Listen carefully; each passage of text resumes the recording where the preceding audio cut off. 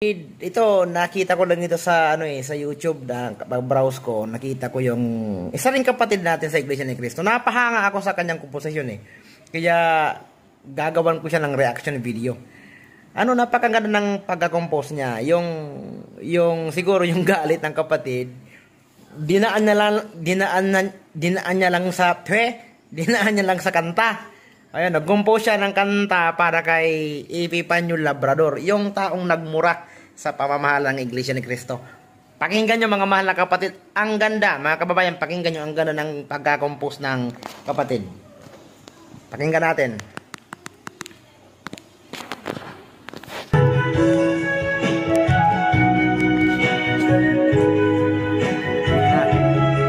Feel na feel ng kapatid. Diba? Pikit-pikit pa ang kapatid eh.